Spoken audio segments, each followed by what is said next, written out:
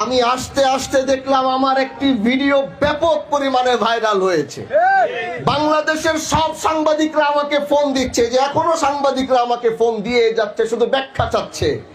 কোথায় আজ থেকে 1-1.5 মাস আগে একটি বিচার করেছিলাম, সেই বিচারে সর্বোচ্চ সুষ্ঠু সমাধান করেছি। কারণ তারা আমাকে ছাড়া বলছে যে আপনি না থাকলে এই বিচার আমরা বসবো না, মানবো না। ঘুরতে ঘুরতে তারপরে বসেছি। এখন আপনি আমাকে বলেন, অনেকে এই বিষয়টাকে পুরা ঘোলাটা বানিয়ে দেখলাম জাতীয় চ্যানেলে নিউজও হচ্ছে। তো এই কথার যেহেতু কথা বলছি, কথাটি বলে দেই তাহলে ভালো হবে। আমি সেই বিচারে বসেছিলাম, কারণ এই দেশের সবাই জানে হানজালার বিচারে কোনো ধরনের অনিয়ম হওয়ার কোনো সুযোগ নাই। তো আমি যেই বিচারে বসবো, সেই বিচারে যত বড় ব্যক্তিত্ব হোক, যত বড় লোক হোক, হানজালা যেই বিচারে বসে বিচার করে, সেই বিচারে বসে দুর্নীতি করার সাহস এই শিবচরের মাটিতে কারো নাই। আমি সেই জায়গায় বসে এক পক্ষের কথা শুনছি, বারবার আরেক পক্ষ শুধু হাত ঢুকায় কথা বলে। তো যদি আমি বলছি, যদি আপনারাই সমাধান করতে পারেন, তাহলে আমার পিছনে 10-15 দিন 20 দিন ঘুরে আমাকে জোর করে কেন এই বিচারে আনছেন? তাহলে আপনারাই সমাধান করেন। এটা বলে আমি চলেও যাইতে নিছি, আমি চলে যাই, আমার দরকার নাই এই বিচার করা। না, আমরা আপনারা ছাড়া এই বিচার মানবো না। সুন্দর সমাধান হয়েছে বিচারের মধ্যে। যখন বারবার কাউন্টার দিচ্ছে আমাকে রেখে, আমি একজন এমপি, আমি মনে করি না যে সব সম্মানী ব্যক্তি, বিষয়টা এরকম না, কিন্তু আমি তো এলাকার একজন জনপ্রতিনিধি। আমি যখন একটা বিচারে বসবো, তখন তো আশেপাশে যারা কথা বলবে, আমি বাক স্বাধীনতা দিয়েছি। তার মানে তো এটা না যে আমার পাশে বসে বসে আমি চুপ করে আছি, আপনি পাশের থেকে বসে কাউন্টার দিবেন। বিষয়টা কি এরকম? সেটা আমার জায়গায় যেই হইতো সেই তাকে এই বিষয়টা বলে থামিয়ে দিত।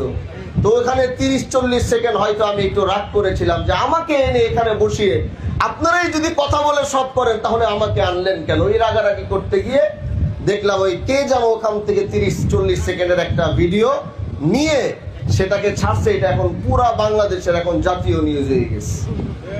তারপরে আমাদের কোনো আপত্তি নাই। হকের বেলায় কথা বলতে হলে হানজালার এইভাবে কথা বলে যান।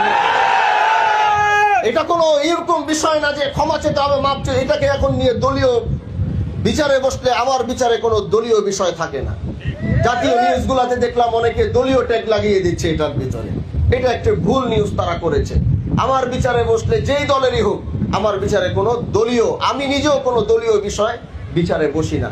এজন্য যারা উদ্দেশ্যমূলক আমাদেরকে ছোট করার জন্যে, অসম্মান করার জন্যে যারা আমাদের ভিডিওগুলো ছেড়েছে, আমাদেরকে যারা অসম্মান করতে চাবে, আর আমরা যতদিন দেশের পক্ষে কথা বলে যাব, আমরা যতদিন দেশকে ভালোবেসে যাব, আমাদেরকে দাবানোর চেষ্টা করবে, আল্লাহ আমাদের ইজ্জত তত সম্মান বাড়িয়ে। এজন্য প্রিয় ভাইরা আমার, কাজী সুরার যে বিষয়টি নিয়ে আমরা বসেছিলাম, এখানে একটি বিষয় নিয়ে বারবার উত্তেজনা সৃষ্টি হয়েছে। এই উত্তেজনার কারণে এলাকার পরিবেশ বারবার নষ্ট হচ্ছে। আমরা তো বিচার করি, আমরা জানি কখন কি বলতে হবে, কখন কি করতে হবে। এই বিষয়টি আমার সামনে আসার পরে আমি বলেছি যে এই বিষয়টি আমি ভালো করে দেখব।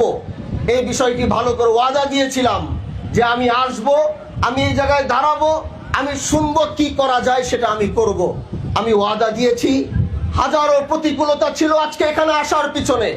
সকাল থেকে ডিজিএফআই, এনএসআই, সরকারি রিপোর্ট, ওসি থেকে থানা থেকে শুরু করে সবাই আমাকে বারণ করেছে যে আজকে এখানে আপনি যায়েন না, সেখানে এটা হতে পারে, সেটা হতে পারে। আমি হানজালা আজকেই চিন্তা করে এসেছি। আমি ওয়াদা দিয়েছি, যদি জীবন চলে যায় ওয়াদা রক্ষা করব। কারণ ওয়াদা যখন মুমিন করে, সে ওয়াদা সে রক্ষা করে। এই জন্য সব উপলক্ষা করে নেতৃবৃন্দ সবাই বলেছে, অনেকে বলেছে, আমি বলছি ওয়াদা দিয়েছি, যাব। তো কি হয়েছে, যাব, যা হওয়ার হবে, আমি পরেরটা পরে দেখব। কারণ আমরা তো মৃত্যুকে ভয় পেয়ে চলি না ভাই। আজকের যে ঘটনা এখানে ঘটেছে, সেটা নিয়ে একটি সুন্দর সমাধান আমি চিন্তা করেছি। সেটা হলো, এইখানে যে ঘটনাটি ঘটেছে, সেই ঘটনাটির জন্যে আমি উভয় পক্ষের সাথে কথা বলেছি, এবং উভয় পক্ষের সাথে কথা বলে আমি একটি সমাধানের দিকে, যে একটি সমাধানের চিন্তা করেছি, সেটা হচ্ছে, যেহেতু অপরাধ করেছে, ভুল করেছে, ভুলের শাস্তি যদি প্রমাণিত হয়, তাহলে আমাদের আদালত হোক আর আইনি আদালতে হোক, যদি ভুল করে ভুলের শাস্তি হবেই হবে। যদি অপরাধ করে, সেই অপরাধ যদি আমাদের আদালতও না হয়, বাংলাদেশের আইন আছে, আদালত রয়েছে, দরকার হলে বাংলাদেশের আইন আদালতে ওই বিচার হবে, কিন্তু অপরাধের শাস্তি পেতে হবে। এজন্য প্রিয় ভাইরা আমার, আমরা চাই এলাকায় যেন বিশৃঙ্খলা সৃষ্টি না হয়। আমরা চাই এলাকায় এটাকে কেন্দ্র করে মারামারি, হানাহানি উভয় পক্ষের মধ্যে কোনো গন্ডগোল না হয়।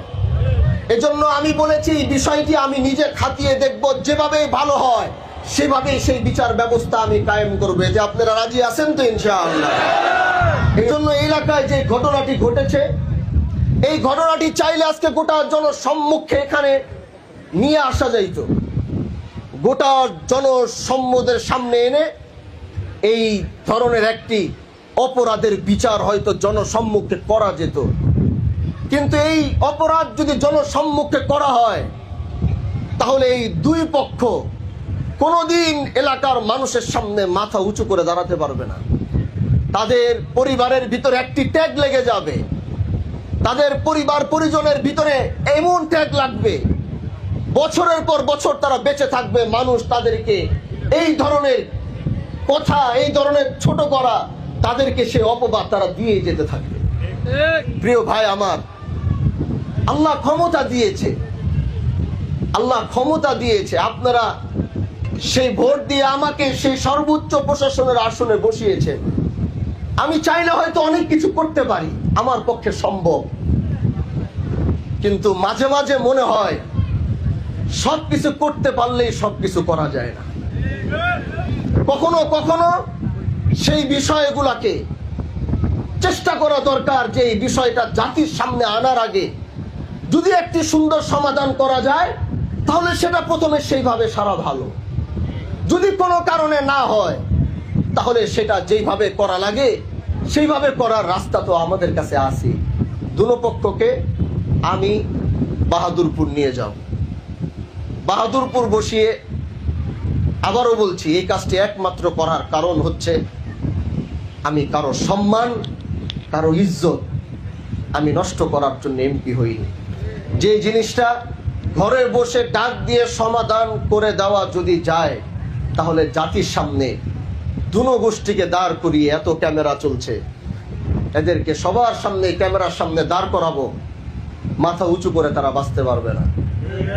এজন্য প্রিয় ভাইরা আমার, আমি তাদেরকে উভয় পক্ষকে বাহাদুরপুরে নিয়ে যাব, বাহাদুরপুরে নিয়ে তাদের উভয় পক্ষকে বসিয়ে, তারপরে তাদেরও যদি কারো আসতে হয়, মুরব্বী আসবে, সব আসবে, আমার অফিসে বসে আমি এই সুন্দরভাবে এই বিচারটি ওইখানে সম্পূর্ণ করতে চাই।